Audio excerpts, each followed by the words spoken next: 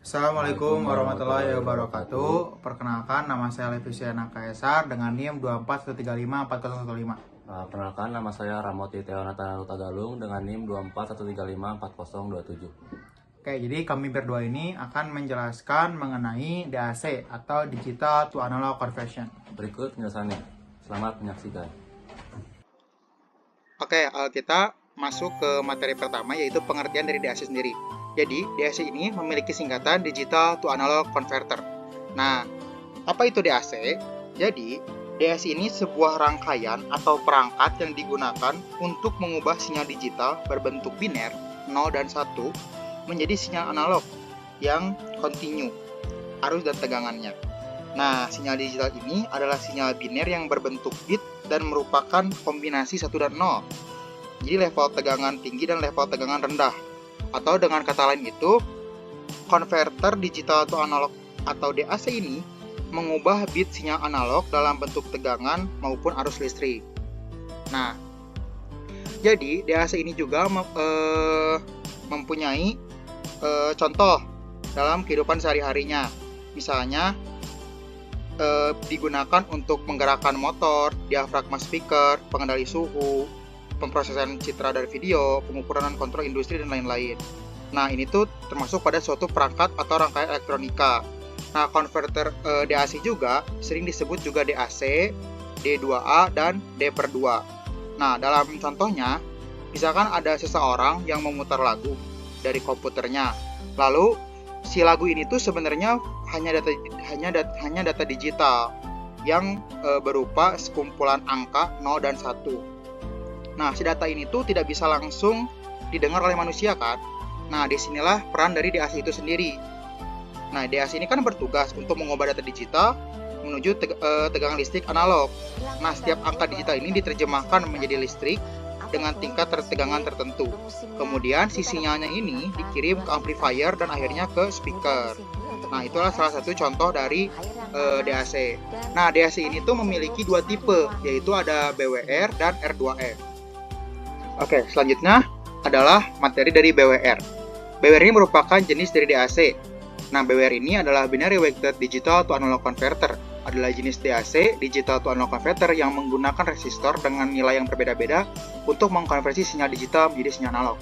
Nah, untuk lebih jelasnya, kita bisa langsung masuk ke Proteusnya.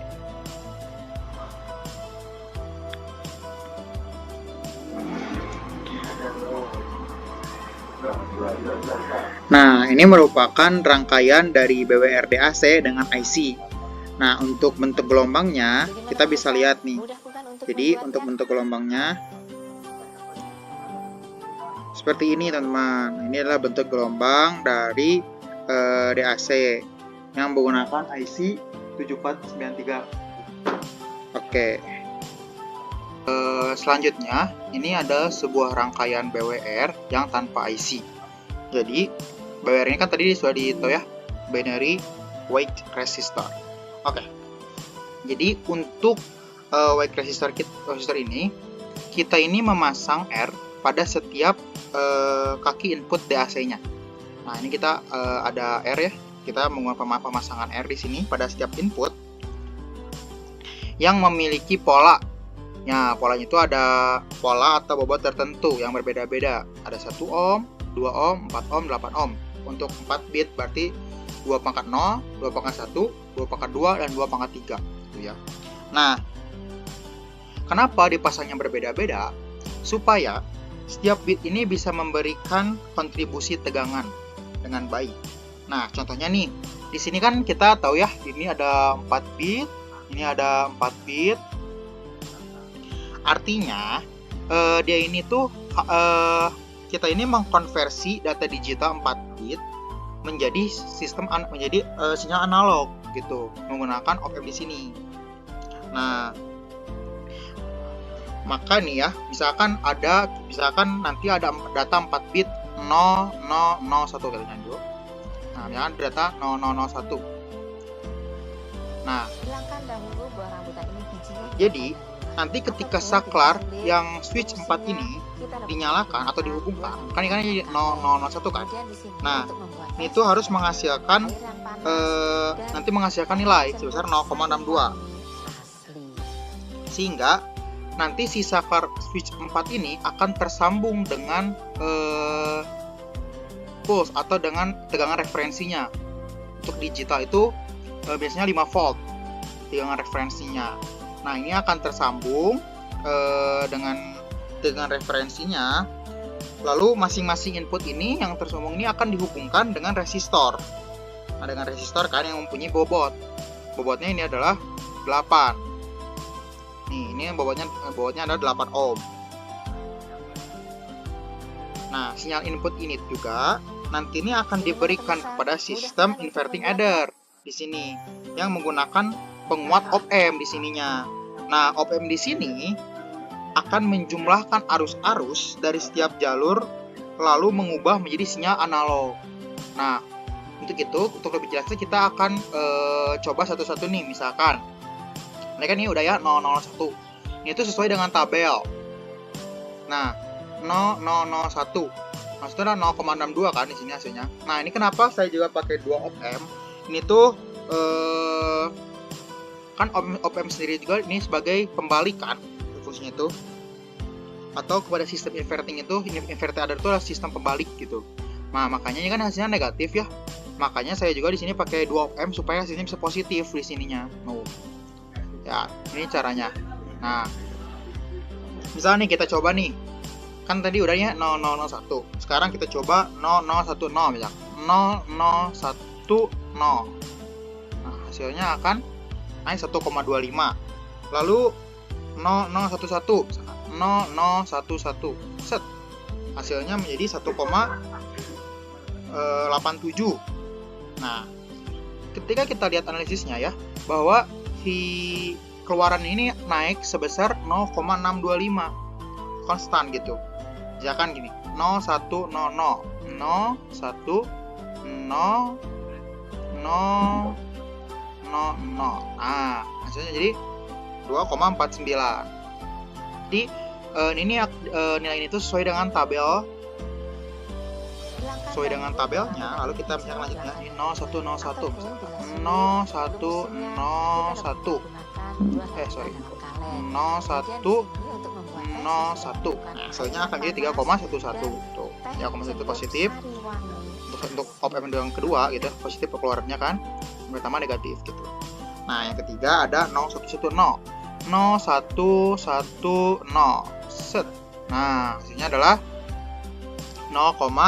3,73 gitu. Nah, masuk ke 0111 hasilnya 4,36, lalu 1,000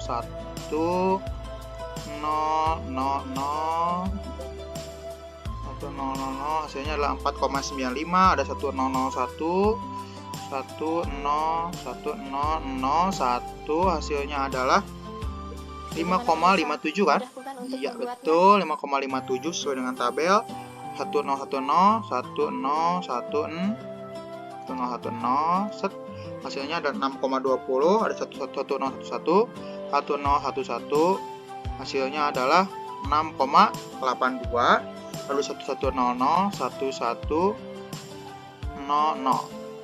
nah hasilnya 7,44, ada 1100 1101 8,06, lalu 1110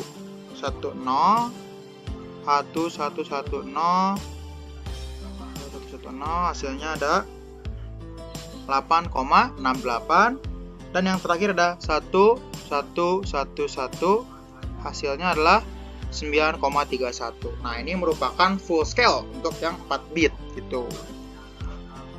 Nah, itu adalah jadi terbukti ya, ini tuh nilainya konstan.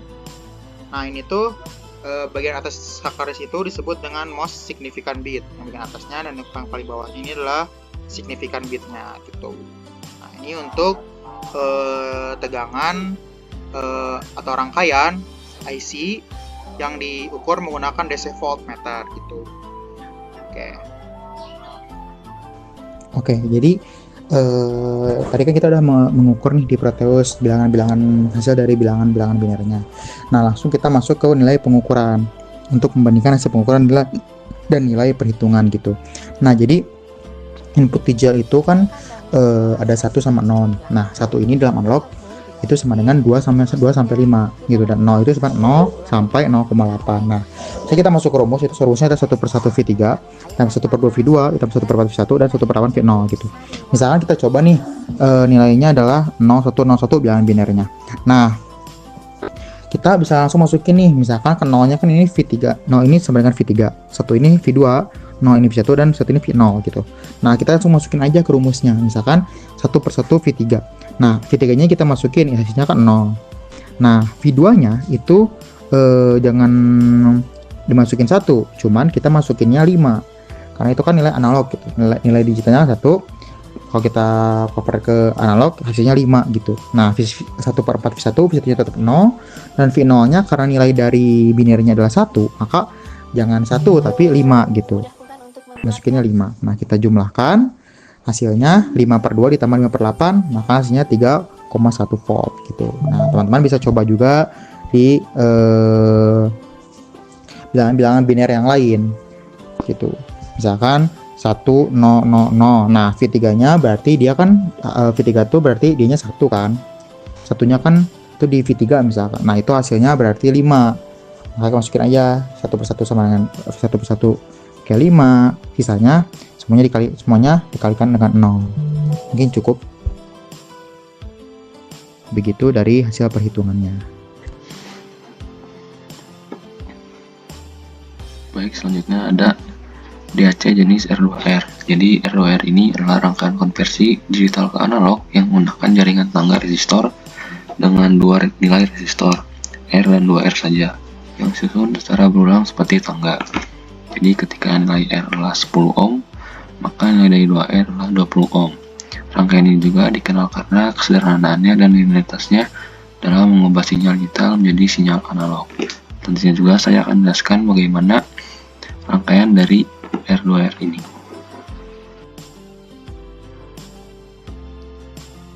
Oke, di sini kita bisa lihat ada rangkaian dari R2R. Yang pertama dengan IC, di sini saya menggunakan IC 7493, dan seperti yang saya sudah jelaskan tadi, rangkaian R2R ini hanya memiliki 2 jenis resistor. Jika nilai R adalah 10 k ohm seperti di rangkaian ini, maka nilai dari 2R adalah 20 k ohm. Dan resistor-resistor ini akan membentuk sebuah tangga. Di sini saya juga menggunakan 1 ohm sehingga nilainya akan menjadi negatif. Di sini kita bisa lihat bahwa kenaikan itu konstan sehingga terus konstan sampai mencapai full scale atau nilai output maksimum dari rangkaian ini. Sehingga nilai semuanya adalah true atau 1. Selanjutnya ada DAC jenis R2R tanpa menggunakan IC. Di sini jika inputnya adalah 0, maka outputnya juga adalah 0. Jika inputnya 1, maka outputnya 0,625. Jika inputnya 2, maka outputnya 1,25. Jika inputnya 3, maka outputnya 1,875. Jika outputnya 4, maka outputnya 2,5. Jika inputnya 5, maka outputnya 3,125. Jika inputnya 6,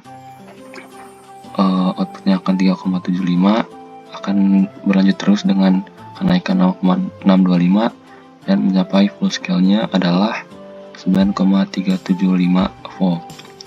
Nah, inilah nilai maksimum yang bisa dikeluarkan dari rangkaian ini ketika nilai semuanya adalah true atau 1. Selanjutnya saya akan menjelaskan tentang perbedaan DAC jenis BWR dan R2R. Untuk aspek yang pertama adalah jenis resistornya. Jika R2R DAC itu hanya menggunakan 2 nilai resistor, yaitu R dan 2R. Ini adalah kelebihan karena lebih mudah dibuat dan distandarisasi. Tapi untuk BWR DAC menggunakan banyak nilai resistor, R, 2R, 4R, 8R, dan seterusnya. Ini merupakan kekurangan karena semakin banyak bit, semakin banyak juga resistor yang dipakai. Lebih rumit dan sulit dijaga presisinya. Lalu untuk aspek yang kedua adalah kemudahan produksi IC. Untuk R2R ini mudah diimplementasikan karena chip IC hanya perlu 2 ukuran resistor. Sementara untuk BWR DAC sulit karena membuat banyak resistor presisi dengan nilai berbeda. yang sulit dipublikasi secara akurat di IC-nya. Lalu untuk aspek yang ketiga adalah presisi resistor. Jika R2R ini bergantung pada rasio R2R, selama rasionya ini konstan, maka DAC-nya tetap akurat. Jadi ketika nilai R2R ini tidak berubah, maka DAC-nya juga tetap akurat. Sementara untuk yang BWR DAC ini bergantung pada nilai absolut dari resistornya. Jadi ketika nilai 2R atau 4R atau yang lainnya itu meleset sedikit pun, maka outputnya ini akan berbeda gitu hasilnya. Jadi butuh resistor yang sangat presisi. Jadi disarankan untuk menggunakan yang R2R. Lalu untuk aspek yang keempat adalah ukuran fisik. Untuk bit tinggi, jika R2R DAC lebih kecil dan efisien karena bentuknya seperti tangga. Strukturnya juga modular dan tidak perlu ruang banyak walaupun bitnya tinggi.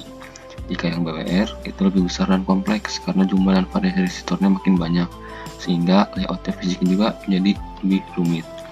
Untuk aspek yang kelima adalah ketelitian atau linearitasnya.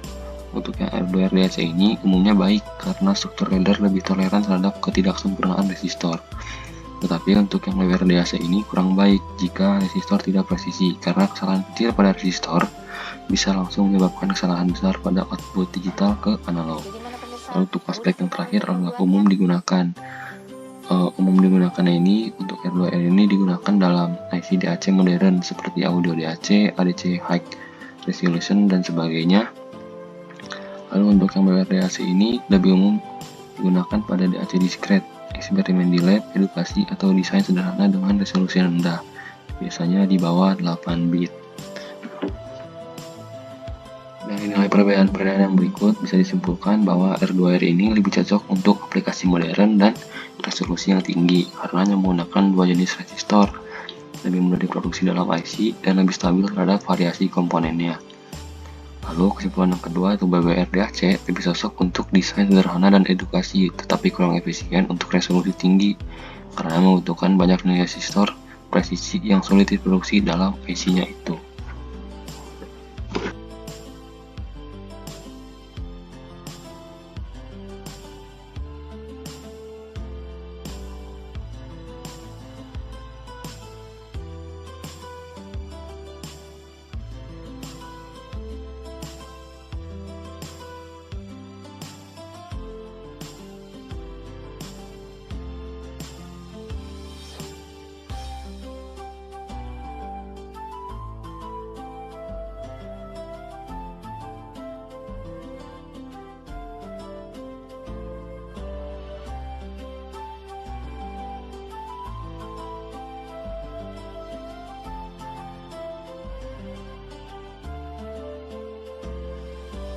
Hilangkan dahulu buah rambutan ini, bijinya hilangkan dahulu.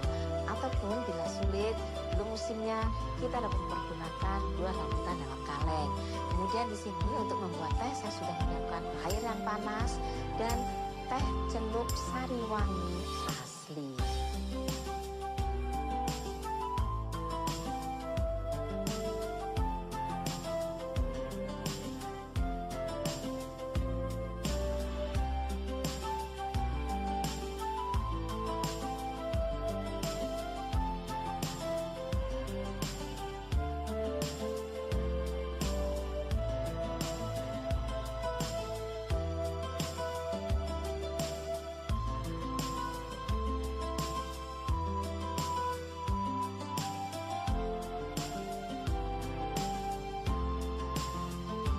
Bagaimana pemirsa?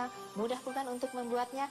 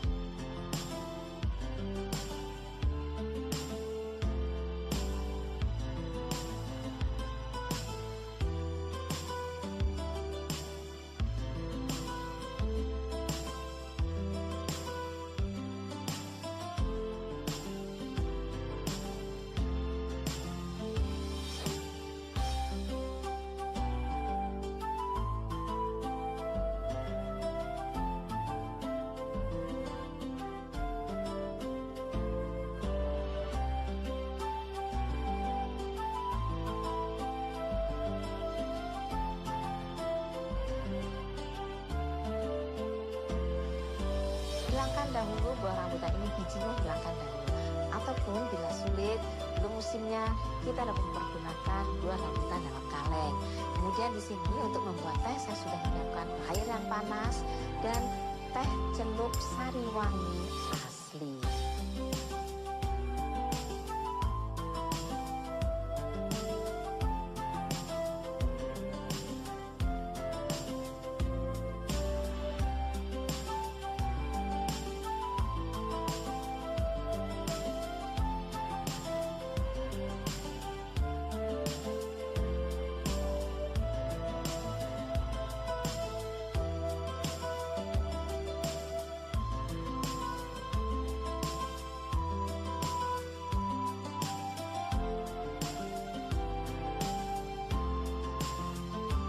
Jadi mana pemirsa, mudah bukan untuk membuatnya?